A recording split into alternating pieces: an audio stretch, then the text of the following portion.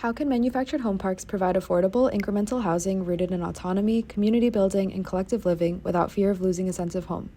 Our community is a heterogeneous matrix of residents and homeowners from various walks of life: single-income households, veterans, immigrants, retirees, disabled individuals. The process of commodity housing for our most vulnerable neighbors is inhumane.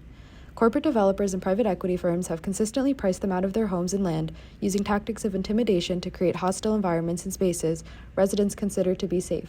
Is housing even a human right? Agency, stability, and upward mobility are the driving forces behind manufactured home parks as a housing collective. Providing these methodologies of growth and care is a chance for residents to feel at home. Despite the perception that incremental manufactured housing is not commonly utilized in the United States, manufactured and mobile homes currently account for 6% of the housing stock. Since they gained popularity as travel trailers and auto campers in the 1920s, mobile homes have been a crucial source of affordable housing in the United States. Due to the rapid post-war population growth and the increased need for affordable housing, particularly around urban regions, mobile homes became a significant source of permanent single-family housing in the 1940s and 1950s. Following federal changes to affordable housing programs in the 1970s, there was a significant expansion of mobile homes and mobile home parks. In 1950, there were 315,000 mobile homes, and by 1973, there were 3.3 million.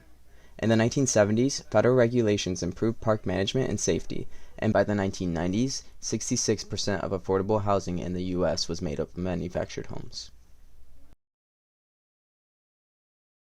The 2008 financial crisis initiated significant changes in mobile home park ownership, with zoning regulations and rising land values creating significant challenges for numerous parks. In 2007, less than 1% of mobile home parks were owned by private equity firms, but by 2024, this figure surged to 20%, affecting approximately 800,000 homes. This shift has led to a decline in community control, as many family-owned parks are being sold to profit-driven developers prioritizing financial gain over resident well-being. Unlike traditional homeowners, manufactured home residents own their homes but not the land, paying monthly rent to remain in their communities. This therefore leaves residents at a disadvantage, with no control over park maintenance and fees. As time goes on, private equity developers continue to dramatically increase rents and decrease necessary park maintenance without warning or justification, intensifying the challenges faced by residents. Can we design restructured land ownership models rooted in self-sufficiency that prioritizes tenants? Giving complete autonomy and proprietorship back to residents creates a sense of stability and agency and a chance for reclamation. Proposing a new form of collective ownership is only logical for manufactured home parks, as the parks themselves have historically been collectively owned by a single entity. However, the issue lies in the residents not owning their land, creating a disconnect between fair rent prices, livable conditions, and autonomous control over how the park operates.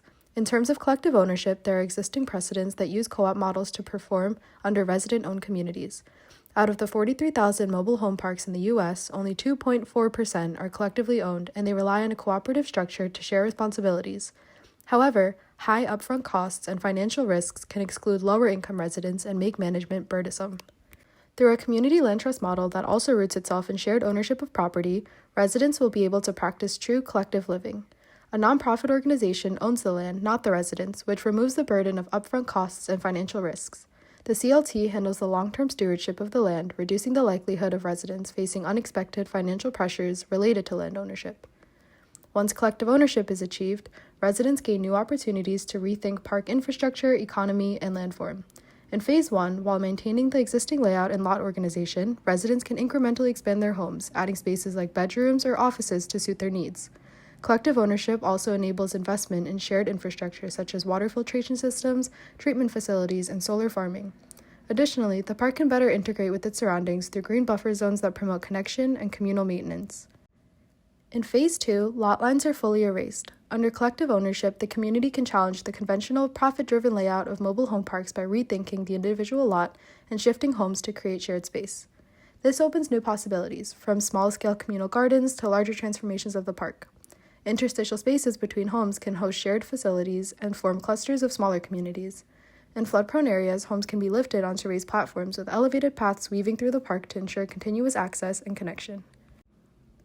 Phase 3 introduces a mixed-use model and fully reimagines the organization of the park. By clustering homes around a central core, communities can activate shared spaces for new landscape and landform typologies such as farm stands, gardens, and parks. In flood-prone areas, networks of elevated paths and community programming extend throughout the park and into the surrounding neighborhood, enhancing resilience and connectivity. A complete reorganization also makes space for commercial pedestals beneath homes, creating opportunities for small businesses and essential services, supporting a circular economy within the park. Using lightweight joinery timber like eastern white pine restores mobility to mobile homes by allowing residents to easily assemble, modify, or disassemble their units. A consistent 20-foot structural grid combined with traditional joinery methods such as mortise and tenon, tongue and groove, and half-lap provides secure, flexible connections that support design autonomy and adaptability. Modular wood components and incremental add-on toolkits make it easy to customize homes, while the materials portability, sized for transport on truck beds, redefines what mobility can mean for both residents and the park itself. The following case study at Mission Bay Mobile Home Park envisions how key strategies from our matrix proposal can inspire a more just, resilient, and connected future where collective ownership and incremental design become tools for transformation. Mission Bay Mobile Home Park opened in 1971 as a senior-only community of over 300 homes. The majority of the residents are retired and living on fixed incomes, putting them at an increased risk of displacement and property loss during flooding and rent hikes. This financial instability is worsened by limited access to affordable insurance or disaster relief, deepening long-term housing insecurity. Because the park was built before federal standards for mobile home communities, the homes face serious structural vulnerabilities, especially concerning in a place like Mission Bay, where rising sea levels and more frequent severe weather events are tied to a changing climate. After meeting with several residents of Mission Bay Mobile Home Park, we found that, like many other parks around the nation, Mission Bay has been facing drastic rent increases in the past few years. We're on fixed incomes, so if I could pay $1,700 outside, I had a home and I sold my home because I didn't want the expenses. And in 6 years, I think my rent went from $800 and something now to $1,300. That's just rent. That is not utilities or anything else. Mind you, we still have to put our house. We have to pay for the house that goes on the lot. It just keeps going up every single year. The rent goes up. In addition to exponential rent increases, the park has seen a rise in home damage from flooding, most notably during a rainstorm in December of 2022 that left the community severely flooded. Old, newer houses are up higher, like my house is really high, but you can get damaged from the floodwaters. It had actually reached the front of my house and was at least a foot out. Other houses had much more serious damage because they were down lower. We found out later on that the reason why we were flooded is because the pumps weren't working. Property owners responsible for infrastructure. Much to our surprise, we saw a gas truck pull up halfway through the flood and put gas into the pumps, and within a half an hour, the flooding was gone. Although the owners were responsible for the flooding, they denied any responsibility and left repairs of the damage up to the residents to figure out. So you see how helpless we are feeling, and I'm a person who you may be able to tell is not used to feeling helpless. The design's focus on incrementality creates an opportunity to reimagine the park in phases and moments.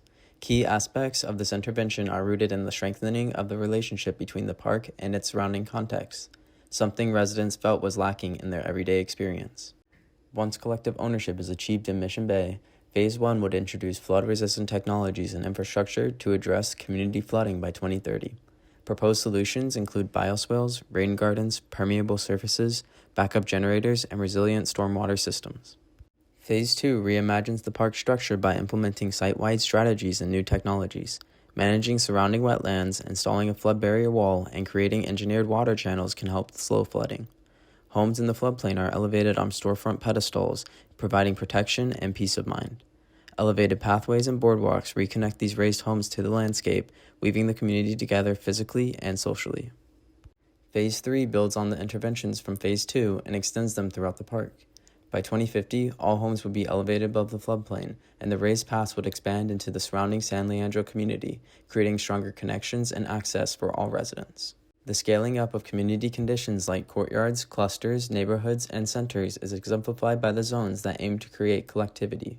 A house does not become a home until it experiences true collective living through the creation of squares and clusters, all leading to a design that centers community in all aspects of the word. By prioritizing tenant autonomy, stability, and long-term affordability, a collective living model can empower vulnerable residents to reclaim control over their communities.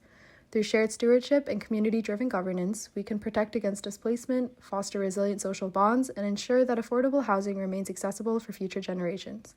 This approach not only preserves the sense of home, but also creates opportunities for growth, agency, and community building, enabling residents to shape their own future and thrive in their homes.